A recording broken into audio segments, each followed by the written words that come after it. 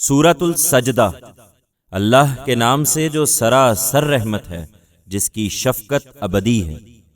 یہ سورہ الف لام میم ہے۔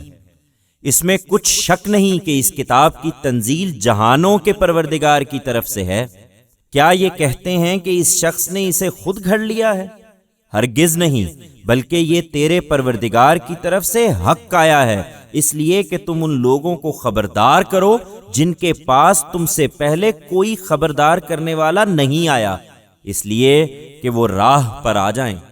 یہ اس کے شریک بناتے ہیں۔ حقیقت یہ ہے کہ اللہ ہی ہے جس نے زمین اور آسمانوں اور ان کے درمیان کی چیزوں کو 6 دن میں پیدا کیا، پھر اپنے عرش پر متمکن ہو گیا۔ اس کے سوا نہ تمہارے لیے کوئی کارساز ہے، نہ اس کے مقابل میں سفارش کرنے والا، پھر کیا دھیان نہیں کرتے ہو؟ آسمان سے زمین تک وہی تمام معاملات کی تدبیر فرماتا ہے، پھر وہ اوپر اس کی طرف لوٹتے ہیں ایک ایسے دن میں جس کی مقدار تمہاری گنتی سے 1000 سال کے برابر ہے۔ وہ غائب و حاضر کا جاننے والا، زبردست اور رحیم ہے۔ وہی کہ جس نے جو چیز بھی بنائی ہے خوب ہی بنائی ہے۔ انسان کی تخلیق کا آغاز اس نے مٹی سے کیا، پھر اس کی نسل حقیر پانی کے خلاصے سے چلائی، پھر اس کے نوک پلک سوارے اور اس میں اپنی روح میں سے پھونک دیا، اور تمہارے سننے کے لیے کان اور دیکھنے کے لیے آنکھیں اور سمجھنے کے لیے دل بنا دیے۔ تم کم ہی شکر گزار ہوتے ہو۔ یہ اس خدا کی شانیں ہیں جس نے انہیں پیدا کیا ہے۔ اس کے باوجود کہتے ہیں کہ جب ہم زمین میں رل مل جائیں گے تو کیا پھر نئے سرے سے پیدا کیے جائیں گے؟ نہیں، یہ اس کو بعید نہیں سمجھتے، بلکہ یہ اپنے پروردگار کے حضور پیشی کے منکر ہیں۔ ان سے کہو، تمہاری جان وہی موت کا فرشتہ قبض کرے گا جو تم پر مقرر کیا گیا ہے، پھر تم اپنے پروردگار ہی کی طرف لوٹ آئے جاؤ گے۔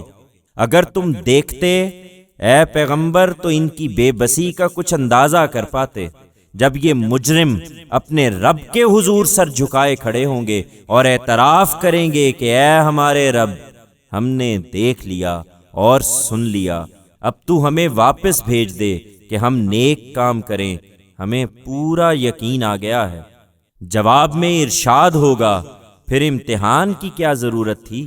اگر ہم چاہتے تو ہر ایک کو اس کی ہدایت خود ہی دے دیتے، لیکن ہم نے تمہیں امتحان میں ڈالا اور تم نے ہدایت پر گمراہی کو ترجیح دی۔ سو میں نے جو بات کہی تھی پوری ہو گئی کہ میں جہنم کو جنوں اور انسانوں سب سے بھر کر چھوڑوں گا۔ اس لیے اب چکھو اس کا مزہ کہ تم نے اپنے اس دن کی پیشی کو بھلائے رکھا، ہم نے بھی تمہیں بھلا دیا ہے۔ اب چکھو اپنے کرتوتوں کی پاداش میں ہمیشہ کا عذاب۔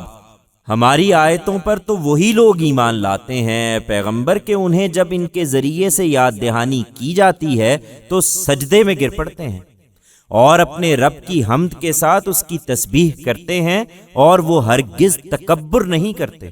ان کے پہلو بستروں سے الگ رہتے ہیں۔ وہ اپنے رب کو خوف اور طمع کے ساتھ پکارتے ہیں، اور جو کچھ ہم نے ان کو دیا ہے اس میں سے خرچ کرتے ہیں۔ سو کسی کو پتہ نہیں کہ ان کے اعمال کے صلے میں ان کے لیے آنکھوں کی کیا ٹھنڈک چھپا رکھی گئی ہے۔ یہ اس کو نہیں مانتے تو ان سے پوچھو کہ کیا جو مومن ہے وہ اس شخص کی طرح ہو جائے گا جو نافرمان ہے؟ دونوں یکساں نہیں ہو سکتے۔ جو ایمان لائے اور انہوں نے نیک عمل کیے ہیں ان کے لیے راحت کے باغ ہیں، پہلی ضیافت کے طور پر ان کے اعمال کے صلے میں، اور جو نافرمانی کرتے رہے ان کا ٹھکانہ دوزخ ہے۔ جب کبھی اس سے نکلنا چاہیں گے اسی میں دھکیل دیے جائیں گے، اور ان سے کہا جائے گا کہ اب چکھو آگ کے اس عذاب کا مزہ جسے تم جھٹلایا کرتے تھے۔ اس بڑے عذاب سے پہلے ہم کسی قریب کے عذاب کا مزہ بھی ان کو ضرور چکھائیں گے تاکہ وہ رجوع کریں۔ ان سے بڑھ کر ظالم کون ہوگا جنہیں ان کے پروردگار کی آیتوں کے ذریعے سے یاد دہانی کی جائے پھر وہ ان سے اعراض کریں۔ ایسے مجرموں سے تو ہم ضرور انتقام لیں گے۔ ہم نے موسیٰ کو بھی کتاب دی تھی اور اس کے جھٹلانے والوں سے بھی اسی طرح انتقام لیا تھا۔ اس لیے اے پیغمبر تم اس کے متعلق کسی شک میں نہ رہو کہ اس دن سے دوچار ہونا ہے، اور بنی اسرائیل کے لیے ہم نے اسی کتاب کو ہدایت بنایا تھا، اور جب انہوں نے ثابت قدمی دکھائی اور وہ ہماری آیتوں پر یقین بھی رکھتے تھے تو ان کے اندر ایسے پیشوا اٹھائے تھے جو ہمارے حکم سے ان کی رہنمائی کرتے تھے۔ پھر وہ اختلافات میں پڑ گئے تو اس میں کچھ شک نہیں کہ اب تیرا پروردگار ہی قیامت کے دن ان کے درمیان ان چیزوں کا فیصلہ کرے گا جن میں وہ اختلاف کرتے رہے ہیں۔ کیا یہ چیز بھی ان کے لیے ہدایت کا ذریعہ نہیں بنی کہ ان سے پہلے کتنی ہی قوموں کو ہم نے ہلاک کر دیا؟ انہی کے اجڑے ہوئے گھروں میں آج یہ چلتے پھرتے ہیں۔ اس میں یقیناً بہت سی نشانیاں ہیں۔ پھر کیا یہ سنتے نہیں ہیں؟ انہیں تعجب ہے کہ قیامت کس طرح ہوگی۔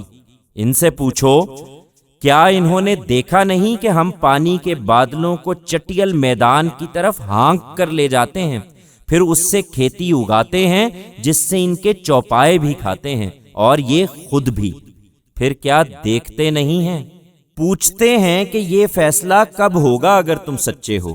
کیا یہ اس کو دیکھ کر ماننا چاہتے ہیں؟ ان سے کہو، فیصلے کے دن انکار کرنے والوں کا ایمان انہیں کچھ بھی نفع نہ دے گا اور نہ اس کے بعد انہیں مہلت دی جائے گی۔ سو ان کا خیال چھوڑو اے پیغمبر، اور انتظار کرو، یہ بھی منتظر ہی ہیں۔